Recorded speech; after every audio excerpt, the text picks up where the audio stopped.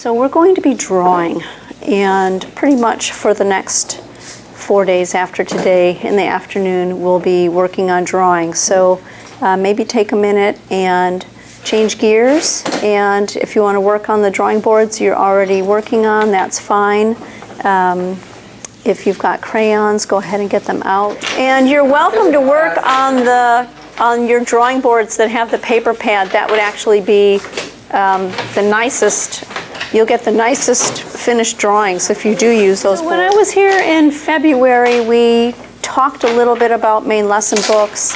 I had brought a large stack of my own main lessons book with me, and we looked through them quickly, but a lot of them. And so my hope was, in coming back this week, was to take 5 days and look at varying parts of the curriculum and how it manifests eventually on paper for the students. So for many of the schools around the world, if they've got access to paper, they're going to do some of their recapitulation of what they learned the day before on paper. Now they may also act it out. They may write a poem about what happened the day before. They may do a variety of things. But the main lesson book tends to be that one tangible thing that come the end of the year, the students go home with to say, look what I've done. This is the work I've done. And so that's what I'm going to be focusing primarily on during this afternoon class for the next 5 days. And because I come from the world of being an artist, I want to really convey that to you today and during the next few days, is that this is not just about technically showing on paper what the topic was of the day before, but really straddling two worlds. The world of putting down some type of idea or concept on paper, and at the same time doing it in an artistic way that involves the child's flexibility of thinking and soul, and will move them forward in a way where each of them, even though they may all be drawing the same thing, will have their own particular manifestation. And also that over the course of hopefully 8 years, there will be the experience for the child of crafting and layering upon one upon another a series of artistic skills. So that's my aim for this week, is to really look at a number of different scenarios, and with our crayons first, because we'll be focusing more on the lower grades today, and then later moving into colored pencils, looking at ways of, as a teacher, how do I bring forth out of the children a series of images, recallings of story, or what have you on paper. Okay? Any questions so far? I'm going to start with a simple drawing. We're going to do a drawing from the first grade. And so this is the swan from what I did in my first grade was, as I was introducing the letters, this was the story that I chose for the letter S and the sound S. And so what I want to do is we're going to just jump in. So we're going to draw this together today, and then I think we'll draw the page that would then go with it of the writing attached to these sounds, and then we'll move forward from there. So everybody's got a good range of colors? Okay, so let's jump in.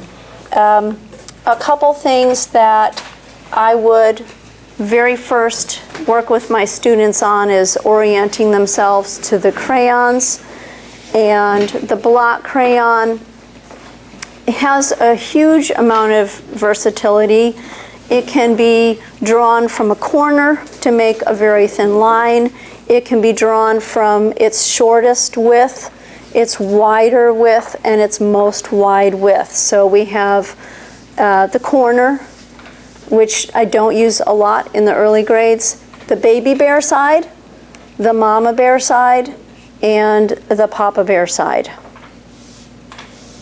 So hopefully some of these lighter colors will show to you in the back of the room. You might really have to squint a bit, and you might have to wait for me to get on a second color before you can see it. So we're going to start right off the bat. I might ask the students, what was the animal that was in the story from yesterday? Who remembers the story from yesterday, the 6 swans, and who, you know, and I'll bring something out of them. So there was a swan. It was a beautiful swan with an elegant curved neck. And so please join with me. This beautiful swan. And right off the bat, you can see that probably no one but those of you in the front row can see what I just did. So I'm going to take a little bit of red violet and go over it.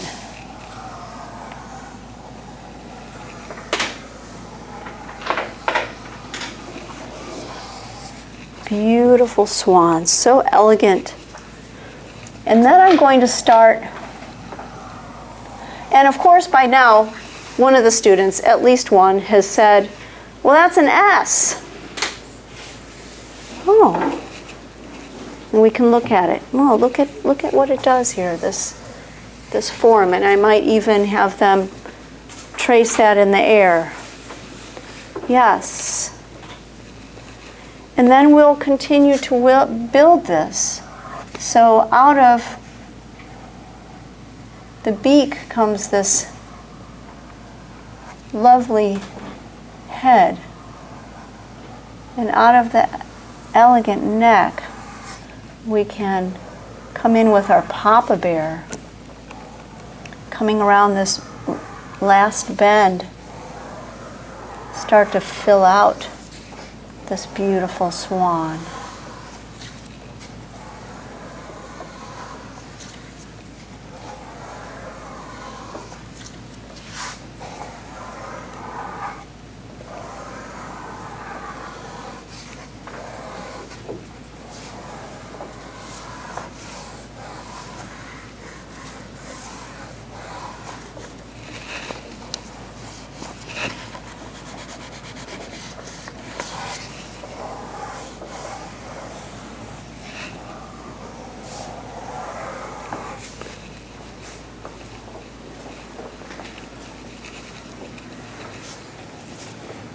So feel free to have the gesture be very fluid and keep finding the shape.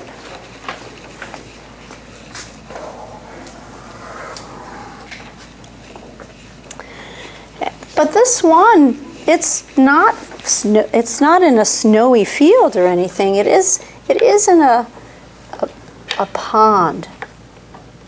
So let's take our lightest green, our yellow green.